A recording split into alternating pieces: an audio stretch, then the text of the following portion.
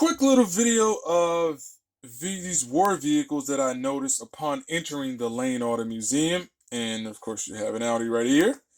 Um, Now, I had like different stories, upon what these vehicles were used in, like it gave specifics of what they were used for, different years, and on the battlefield, what these vehicles, what purpose they had, right? So that's all this is, man. I'm just giving you some footage of these unique cars and trucks and I don't know, ATVs and what have you. Now, if you're tall, it ain't happening. Like all these whips right here, you're not. It's not going to be a comfortable ride for you. And some of these were faster than I imagined. Like 80 miles an hour, 100 miles. Some of these vehicles that are shown in here could move. Like they had some pep in their step. They weren't slow. Um, Due to my surprise, like they were not slow whatsoever. So that was shocking. And you see this little bus right here, and of course I'm filming the sky. Yeah, it's all over the place like bird crap, man. But now, this Ghostbusters looking thing right here, this ambulance. Look at this. Isn't that a sight to see? That is a sight to see right there, man. Straight out of Czechoslovakia, we have a Tartra. If I'm pronouncing that correctly, Tartra. Man, look at this interior. Plush. Look like velvet to me. It might have been velvet. Who knows? Man, it was spotless. And I know, of course, you say, hey, it's supposed to be spotless in the museum, but elegant. How about that? Very elegant. Look comfortable. Look like, it looks like you should be chauffeured in this, honestly. And I never knew that, they made cars in Czechoslovakia. I just didn't. Of course, they make cars everywhere, right? I mean, hey, look, I didn't know. A Czechoslovakian car that is nice, and it is called the Tarcher. That black on red interior looks very businessman-esque, for the lack of a better term, and there you have it. The dark blue, it looks like the car was smiling. It doesn't look like a smiley face? Front of the whip like a smiley face, no? Yeah, then we go to the doors. Now I don't know what these doors are called. I don't know if they're Lamborghini doors, Goldwing doors. I have no idea, but I just know that they was unique.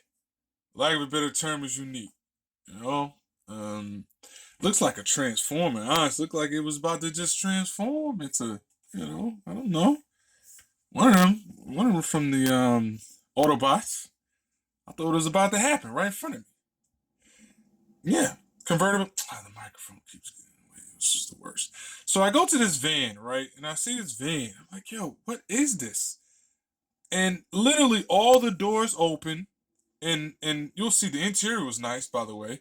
But check this out. Look at this. See the windows on the side of the van? How that portion will go down and that portion wouldn't. Like it had a little extra section. Come on, man. Get it together. Okay, so look at this.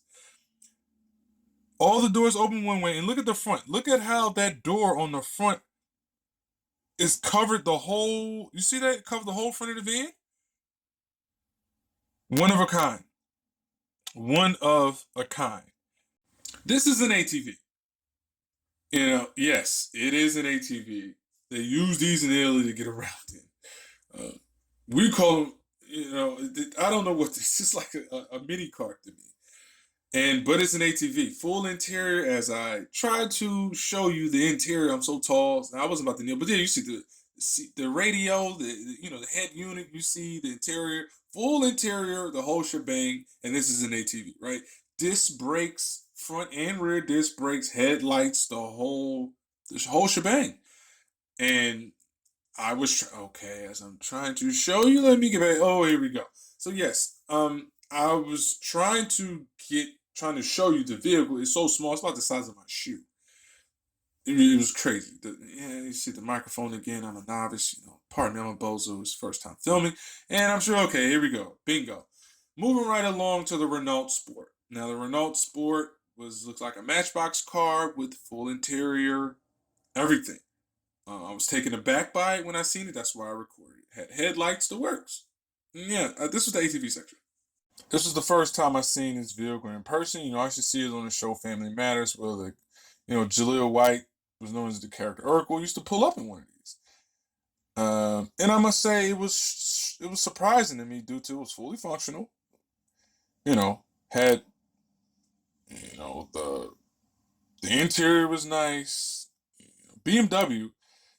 It was shockingly to see that this had a BMW logo on it. To be frank with you, yet and still was a nice car. You know, um, shocked, but nice to see. Okay, moving right along to this convertible here. I have no idea what the make and model it was. I wish I zoomed in on the make and model. I thought I was doing that here, but apparently, clearly, I was mistaken. The interior was smooth. Yes, the glare is on. Okay, here we go. The interior is smooth. Red on red. It looks comfortable, I must say. It did look comfortable. I'm not a convertible guy yet, and still, it looked comfortable. Another small vehicle, I have no idea what the make and model is. I film these vehicles due to them being so unique. So the glares on my camera. So bear with me. Listen, man, I suck at this. This is my first time using this sort of camera, so I suck at this. And back, it focused. Okay. So yes, basically I reviewed some mini cars to share some content. Lotus, the Elise. I have nothing negative to say about Lotus. None whatsoever. As you can see, the design is amazing. The lines, the headlamps. This is an early model, and still, if you drive this around nowadays, it doesn't seem like it was made in what 99. I mean, it just doesn't. It's Lotus doesn't give the credit that they deserve. I think it's a highly underrated company. It really is. This one right here is pretty dope. I like the roll cage, and you know what I mean. Of course, it's a race car, and I just like they they assemble their vehicles. Lotus is one of those, and every time I see one, even to this day, I stop and look in admiration. You don't see them as much. Now, this reminds me of a Jaguar, of course. This is a Lotus, but it reminds me of Jaguar, and I love that olive green color. It's amazing. Yes, we have another Lotus. And I have to reiterate, Lotus is underrated. Now, I've seen all sorts of vehicles driven on the street. Lamborghinis, Ferraris, Porsche 911, Porsche Carreras, etc., etc. I've never seen this make and model of Lotus on the street. And that dark green and that brown interior, you can't miss it. If I'm not mistaken, this car was made to rival the 911. And that says a lot about Lotus. As you can see, I hung around in the Lotus section longer than I anticipated. This Elise right here caught my eye while I was looking at the other two. I saw this one out of my peripheral, and I said, yo, I gotta go investigate this, man. The bumper, you see the flip up headlights, come on, man. What can you say? Like, I have nothing negative to say. The way is the slope backs, and they're using that sort of design currently. The dual exhaust, salute the Lotus. Well, well, well. What do we have here besides the sky as I wait for my camera to focus in? Here we have an AZ1 with the gold wing doors. I've never even heard of this car before until I seen Doug DeMiro review it on his channel. And I must say, seeing it in person was a treat. Um, it looks very practical, not for me at least, but it does look very practical. Like you could, see someone on the street drive this vehicle. Now, what I did appreciate about this museum is that it wasn't packed. Now, you see a few, pedestrians here and there, but it wasn't overwhelming. You know, um, great museum, nice car by the way. I like it. I caught this car in the middle of the auto museum, and it was getting a lot of, it was like one of the main attractions per se. You can't miss it. I didn't get the microphones in my view site, but I was trying to show you like the seats in this, the seats plural in this vehicle. It looked like something off the Jetsons. I mean, the comfortability or the lack thereof, comfortability, all it was like a plank. That was it to sit on. No cushion, nothing whatsoever. But this vehicle right here, okay, microphone's in my view sight again. This vehicle right here, I find myself not looking at the actual information that's listed right there, as you can see. Should have zoomed in and got the information of the make and model, but I didn't. So, anywho, this reminded me of the car Tom Selleck used to drive a Magnum PI, but it's not that. It is definitely not that. Heck of a looking car, right? I wish I knew the make and model of it, you know? And red. You can't go wrong with the color red of the vehicle. Classic right here, reliving my childhood. This is a 300ZX twin turbo. As you can see, it's a pace car. I grew up, man, I think this is one of the first cars that I wanted. I remember, was it a Fair Lady Z? I don't know for those that collect Hot Wheels, but the Fair Lady Z was one of my favorite model cars from the Hot Wheels, and I wanted one. I wanted a twin turbo 300ZX. I like the two-tone in this interior, by the way. It was real nice. Very creative. And it hit the orange accents. You know what I mean? That was very nice. Um, I've always had, such respect for 300ZX, man. Honestly. Dope car. This car right here is by far the strangest design I've ever seen in my life. I think it was created in 56 or 57. And it had a kitchen table. You see the side exhaust, the two-tone paint job. You see the kitchen table on the inside. The interior is very nice. Honestly, it was very nice. Way before ahead of its time. And the lights. You see the lights. The rear lights was. I mean, it was nice. It was very smooth, and it looks accident proof. It's like if you get in any sort of accident in this car, you ain't got nothing to worry about at all. No, it's not a mirror. It's a vehicle. um, uh, Listen, I was speechless, and yeah, this is definitely one of one. If I'm not mistaken, this car was called the Houston Rocket. If I'm not mistaken, it definitely was unique. I will say that. One of my all-time favorite makes and models, the legendary Beetle. What can I say? This car was spotless. I mean, it was immaculate. And if I had the opportunity to own one, I would. I would get a Volkswagen Beetle. It's like reliving my childhood. Um, pardon the microphone being shown in here too. This is my first time using the gimbal, so bear with me. Moving right along to an Audi. This color is amazing. And if people are familiar, you know I think the S4 whack, the microphone's in the way again. Excuse me. And you can see I'm learning how to use this on the fly. So this color, Audi uses this color. I think it was an S4, and I think the 20th edition GTIs use this color too. It's an amazing color, and I'm glad they stuck to it. Like as you see, the white on the yellow is amazing, and this color right here is amazing. It's like a burnt orange sort of color. Um, doesn't know justice in person. I mean, it's. I wish they would go back to some of these colors. As you see the microphone again, because I'm a novice, and the interior is nice in here. So I just wish that automakers would go back to using these sort of colors. BMW, what happened to you, fam? Look at this beautiful specimen of an automobile. BMW, please, if you hear me, go back to your roots. Look at this color. Look at the white walls. Look at the wheels. Look at the interior.